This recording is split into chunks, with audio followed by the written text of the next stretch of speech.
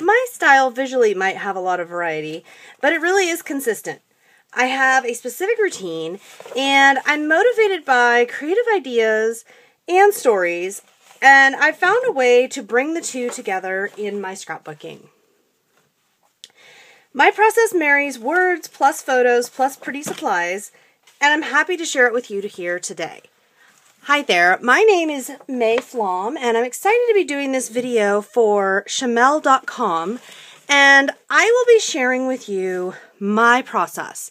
The first thing I did over the last week was really go over recent layouts and older layouts and really think about how to put into words and into this video my creative process and what it is that I do creatively and how I make it work for me. So the very first thing to acknowledge, if you want to be a happy crafter and create stuff in a similar way that I do, is that there is no one right way. There is no one way to take your photo or photos, take your story, and scrapbook it. There's a lot of options, from papers to what words you use, to what font, to what color, background. There's a lot of options in paper, in accents, and even your words, and how many and what photos you choose. The second thing that's really important is what matters. What is the story that you're trying to tell? What is the mood you want to set? What is the reason you want this page to be in your scrapbook? Setting aside what matters is really important right up front before you ever pull out a piece of paper. Now, I just mentioned looking back, that I've been looking back at my layouts, and I found that to be really helpful to flip through my albums. Yes, even the more than a decade old ones, and looking at what do I like, what sticks, what worked really well, what did not work at all, what am I glad I did, what do I wish I'd done differently, asking myself questions not to pick at myself, but rather to take a look at where I've come from, where I hope to go, and all of that kind of stuff really can be helpful in evaluating my current style and what is and is not working for me. So now it's time to actually get crafting with a starting point. Now, if my starting point is product, if I had a specific paper or embellishment that reminded me of something particular, maybe this one, let's say I want to tell a story about how we're all really in love with strawberries at this moment, I would seek out the photos or photo that would help me tell this story. And I would then pull out all my photos that I have and try to flip through and find the one that is right for this story. Okay? Or if I'm not starting with a specific product, and by the way, sometimes ideas morph from this original to maybe you're only using a strip to maybe you're doing something else with it, which is why I'm going to continue on and focus on the other option, which is I pull out a single sheet of craft cardstock, and then I pull out the photos I want to scrapbook, or I flip through and look at the photos that I have currently in my want to tell these stories as soon as possible pile and lay them out and think about what story is it that I'm wanting to tell. Today, the story that I want to tell is about my husband's birthday dinner at a nice restaurant. And so, as I pull out all of those photos and look at them, I'm looking through all these photos that I could pick from, and what I noticed immediately is I have a number of photos that are portrait oriented, and I also have a number of photos that are landscape oriented. And this is a trick. This is something I do a lot. You'll see a lot of single page scrapbook layouts when you look at my work. And it's not so much that I do nothing but single page layouts, as I really enjoy the creative process of a single page layout using 2, maybe 3 pictures. That's my favorite. Maybe 1. That's my favorite. But sometimes I have a lot more photos that support the story. And what I'll find myself doing quite often is what you see right here: sheet of cardstock, and I took all my photos and placed them on the page here. Just filled the whole page. Now I could come back in with some embellishments and maybe some little tags or something and lay over to, you know, announce what the various foods are or add more little details. Odds are, instead of that, what I'll do here on this other page, the page that I had pulled out first, odds are is what I'll do is I'll pick 3 different photos to represent, maybe 2, maybe 3. I like 3 when I've got all the same orientation, although if I wanted 2, I could do them on top of each other. But I like 3. I'll pull them out and I'll make this the more decorative page. This will be the page where I go about layering on things and getting more creative, telling my story. Now you might notice I just stuck them straight across like that. This is the part of my process where I will fiddle around with how do I want the design, what is the story that I have to tell. There's a lot of thinking at this point in the process. What can I crop some of these photos to make them smaller, to make them fit differently? How do I want them? One of the bottom line staples of my personal style is that my photo placement is always very simple, and I like to have them together in some way. In other words, I don't put a photo, I won't put the photos in some, like, there's photos all over the page. I like to collect them and cluster them and group them all, if possible, in one place. And that one place might be very big, it might be very small. It just kind of depends on the layout and what I'm doing. For this particular one, I keep going back to having the photos be across. And I could sit here and play, is this one better here, is this one better there? When it comes down to it though, you guys, remember, you want to take a look at it. You want to say, okay, you know, am I happy with the organization? I like having the more close-up of them in the center for this. But you got to move on. Okay? Once you have it the way you think, oh, you know what, this is good, we got to move on. So, next up, where's the story? Okay, what is the story? And as I'm playing around with the photo design, because for me, my photo design and thinking about, these two kind of go together, thinking about what my story is, how big is my story going to be, how do I see myself writing it, am I going to type it, am I going to write it, is it going to need a little card, is it going to need a great big chunk of space, how is this going to come together? I'm thinking about these things and thinking about what is the mood here, okay? We have hints of blue and pink and purple, but otherwise a very neutral color palette in these photos, which to me is a little bit of green, I guess, is really good because it means that I could go a lot of different directions. I could pull out some bright flower accents if I felt like flower accents were something I wanted. I could pull out some brighter colors because of all the neutrals. Or if I wanted to keep it more subdued, more elegant, I could do that as well. But just taking notice, and that's the reason I start with the craft, because I'll take notice of, okay, do I like it on this? What colors do I see? It's so very neutral for me. I'm able to see what pictures, what colors, what papers do I think I would want here. And it's also very easy for me when I have this piece of paper here to just kind of slide other papers under. If I'm thinking I want a different color, I'll try different colors and I'll look.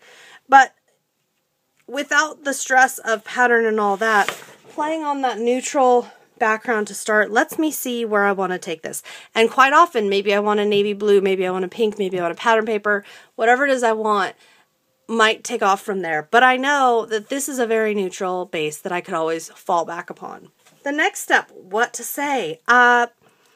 If I'm having a hard time getting the words out, I'll pull out a piece of journal paper, pull out my journal, and I'll sit here and I'll just scribble my notes, what I think I want to say, or I'll pretend I'm talking to a friend or somebody about what happened or where the story is, and I'll just jot out very rough, no pressure, no judgment, very rough notes if I need to. Otherwise, I might just go for it. It really just kind of depends on the story and how long it is and how I imagine getting it in here. So once we have the photo arrangements and I've figured out about what I want to say, now it's time for the fun stuff. Now it's time to think about, okay, so now what do we want to title this? And you'll notice the figuring out of the story takes place before I go and look at what I want to play with embellishment wise. That's definitely intentional, because if I've figured out the story and it comes before embellishments, before titles, before all that stuff, odds are by figuring out my story first, I may just have found my title in the story. And since I know about where I want my photos, and I know in this case I'm going to do my journaling typed, and I'm going to do strips. Okay, so I'm going to tell my story typed and in strips, and I'm going to do it down here probably from this side.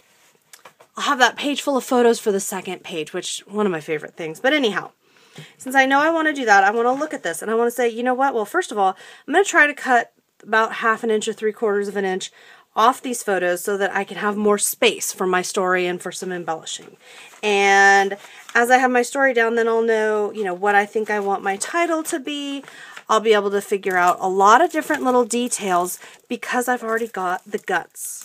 The heart of my layout is already sorted out. I figured out what it was that I wanted to say and went ahead and printed strips. This is just a piece of cardstock, and I just went ahead and cut it up because you don't really need to see me sit here and cut up cardstock. But I figured that out because I think that'll help me as I pull this layout together. And I started pulling patterns of papers together that I like. And what I like the best for this, and I kind of have a rule where I'll try a couple papers, and if none of them, the first 5 or 6 aren't hitting me, if it's taking more than 2 or 3, 4 minutes to pick a paper, I actually, generally speaking, would move on from the layout because I don't have a clear vision of what I want.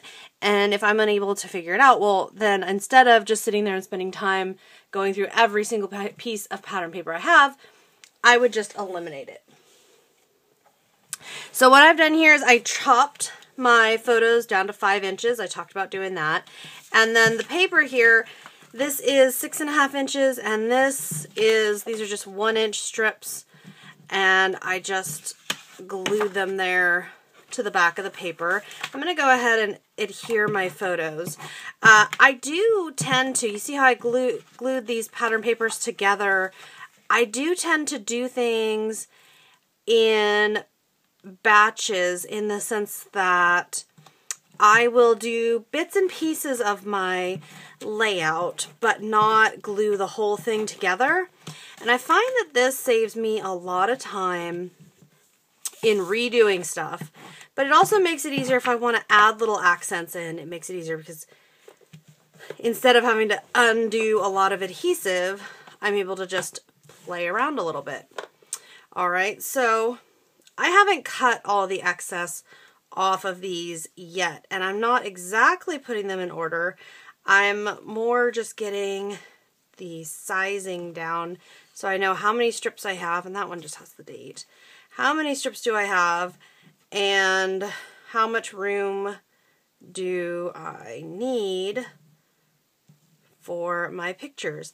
And I could also, if I wanted to pull this down a little more and put the title up here, that would be possible if I just put some of these words up onto my strips here. If I want all my strips to be down below the pattern paper, then I'm just going to need this to be up a little higher. Now, my pattern paper, I tend to work into my figuring out the story. It tends to happen not necessarily at the exact same time, but during that process, because as I figure out what story I have to tell, how many photos I want to use and all of that, I know how much room I have for pattern papers, and I find out exactly what I'll be doing or what I feel like I'll be doing, and what would work and what would fit in. Because, for example, with these 3 photos across like this, I know that I'm really only going to want a little bit at the top and the bottom to show. I'm probably not going to put 3 photos across and do a bunch of pattern paper at the very bottom and very top, although I guess I could. There are always possibilities, right? And now that I know my journaling exactly, and I know that I want my title to be birthday. I'm going to make my title birthday dinner. Originally I was going to make my title press, but here's the thing. I have the restaurant name here, and I have the restaurant name in my journaling. So it feels kind of a little too repetitive to also make the restaurant name my title. So I'm going to call it birthday dinner, or maybe B-day dinner. And I've got a couple of alphabets here. I'm going to glue down my journaling, and also I'm going to go ahead and commit to my papers. And I think I'm going to put this little strip at the very top.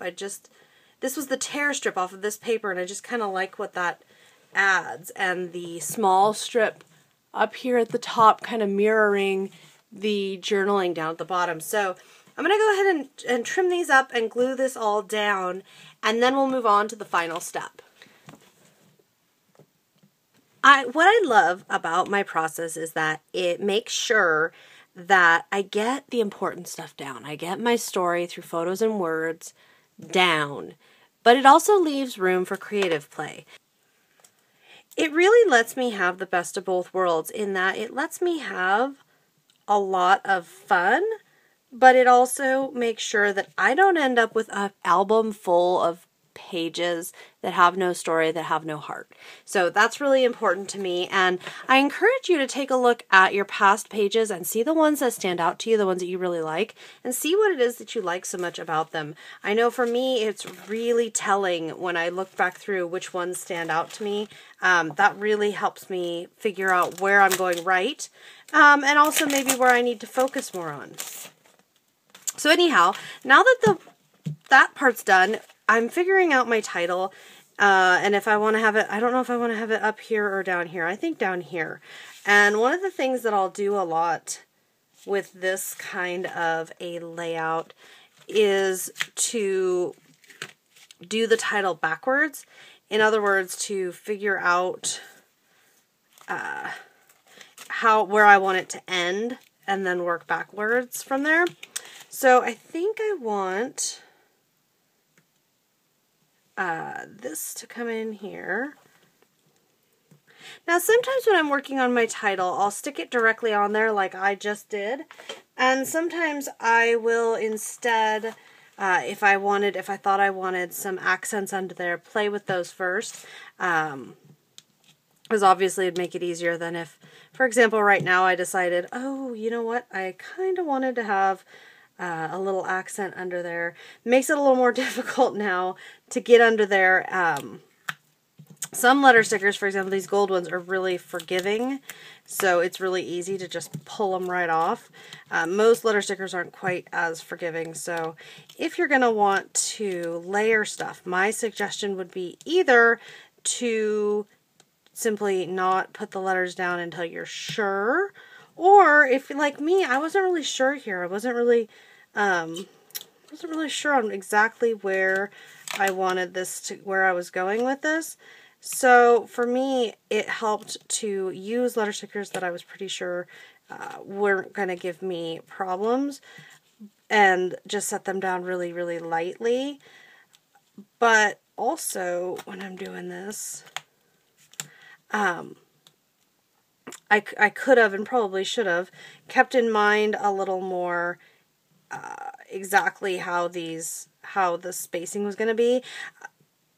Another option, of course, is instead of doing what I just did here and having to rip letter stickers on and off of your page, if you just applied these onto a plastic sheet, for example, packaging, and place them about halfway on, and then look around at where it was going to be, and just hang on to this, and it doesn't have to have, this has stickers in it, obviously it could be empty, but just have them about halfway off, hanging off, that way you can see where you're going with it, and then just keep them standing up or whatever off to the side until you're ready. And when you're ready, all you do is position them, press firmly down on the part that is hanging off, and then just peel away.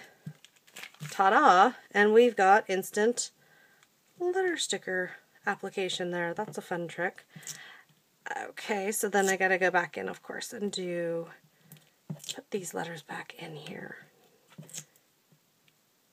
And I have a lot of fun, you know, the exactly where and when of adhering stuff down. At what point do I start committing myself to stuff?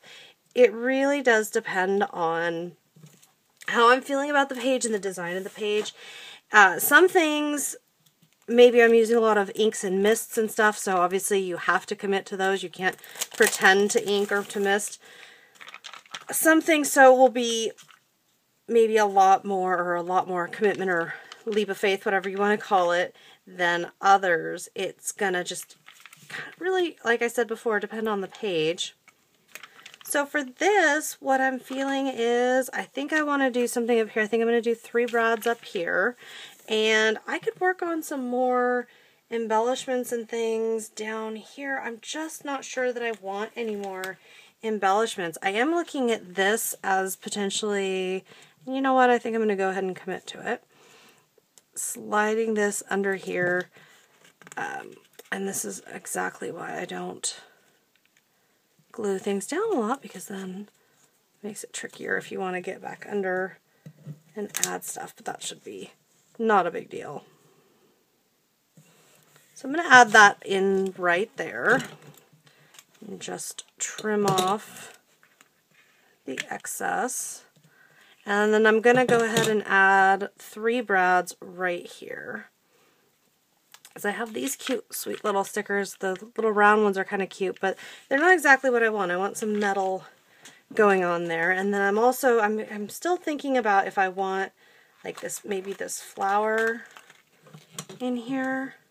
And I try really hard when I'm doing my pages not to get too hung up on the exact details, but also to, when I'm working, to kind of make sure that I'm having fun. You know, like right now, I love this. I love to just sit here and play and fiddle around with possibilities and what I could, you know, what ways I can put this page together if I want to put it together this way or that way, and just kind of messing around with stuff. I have a lot of fun with things like that. And you know what? I'm going to stick this up here instead of a brad, and maybe 2 smaller brads on either side of it. Just use some strong double-sided tape here. And this is the part where I have a lot of fun with all of it, because I love telling my stories, but I also love what I'm doing right now with, you know, should I add some ink? Should I stitch? Should I, you know, what do I feel like? Do I feel like stamping? Yes, I feel like stamping. Let us stamp. You know, do I feel like stamping? And if I feel like stamping, where would I like to stamp? How would I like to stamp? What color would I like to stamp? I mean, there's so many things that we can consider here. And I have a lot of fun. And I'm going to pull out this Hero Arts Navy shadow ink I've been pulling out so frequently. So I'm going to have a little fun with that. And I'm just going to stamp. You see, it's not perfect, and that's totally okay with me, because when I'm stamping on multiple layers, I don't have a high expectation of perfection. That would pretty much just drive me to insanity if I expected to get it just so. I'm going to do it again up here. Oh, I like that. And I want to try it a 3rd time. I think maybe right here. Stamping to finish on my layouts, I love doing. It's just, you know, it's a little nerve-wracking in the sense that if you're stamping right over the photos and stuff and you mess it up, there's not really much you can do except try to cover it up or rip things apart. But anyhow, I hope you've enjoyed this look at my process. I'm going to add 2, maybe 3 little metal brads up here, maybe a couple little, no, and I'm not going to add brads down there. You know what, you guys, I want to add a little bit of distress stickles right here, with just white glitter glue. Whatever you've got will do just fine. So I hope you have enjoyed this look at my process and how I marry my creative wild side with my storytelling side into my own personal scrapbooking style. I'd love to hear more about yours, and I think also today I'm going to go ahead and post on my own blog my scrapbooking, another example of my scrapbooking process, and just to share, because, you know, I love to share creative stuff. Hope you've enjoyed this. Had a lot of fun making this for Shamel.com, so you can see more pictures of this layout and detail shots and all that. over on Shamel's blog. Thanks for having me as a guest, Shamel. And everybody, thanks for watching my long-winded video. I hope you enjoyed. Happy crafting!